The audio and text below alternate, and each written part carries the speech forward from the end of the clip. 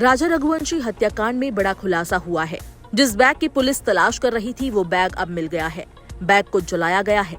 कहा जा रहा है कि बैग में पिस्टल, लैपटॉप और सोनम के गहने रखे गए थे। हालांकि जब पुलिस मौके पर पहुंची तो जले हुए बैग में किसी भी हथियार या गहनों के अवशेष नहीं मिले।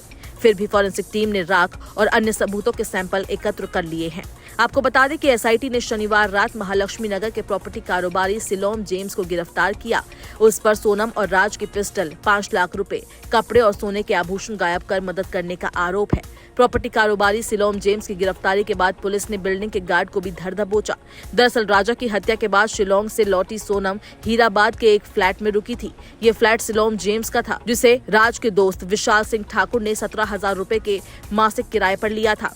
सोनम इसी फ्लैट में रह रही थी। हालांकि 8 जून को आकाश की गिरफ्तारी का पता चलने के बाद सोनम कार से गाजीपुर भाग गई और उसका सामान फ्लैट में ही छूट गया।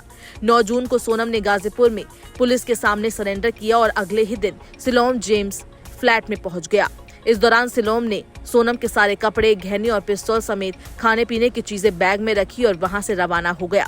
सोनम की गिरफ्तारी के बाद से ही पुलिस इस बैग की तलाश कर रही थी, जो अब सिलोम के पास बरामद हुआ है।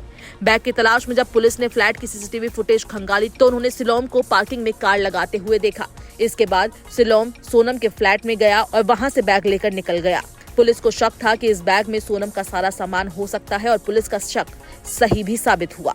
एसआईटी के एक अधिकारी ने सिलोम को फोन करके पूछताछ के लिए बुलाया था, लेकिन सिलोम ने भोपाल जाने का बहाना बनाकर फोन बंद कर दिया। पुलिस ने नाकेबंदी करके उसे धर दबोचा, मगर आरोपियों की फहरिस्त यहीं खत्म नहीं हुई।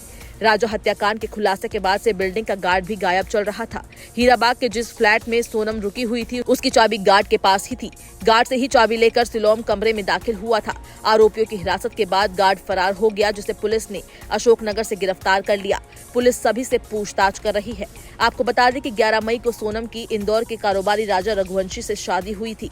इसके बाद दोनों हनीमून के लिए मेघालय घूमने गए और फिर 23 मई को अचानक से दोनों गायब हो गए। परिवार से उनका संपर्क टूट गया। बाद में 2 जून को राजा की लाश गहरी खाई में मिली, जबकि सोनम फरार थी। सबका शक सोनम पर ही गया, जबकि 8 जून को सोनम ने सरेंडर कर दिया। इस हत्याकांड में अभी तक 7 लोगों को गिरफ्तार किया जा चुका है।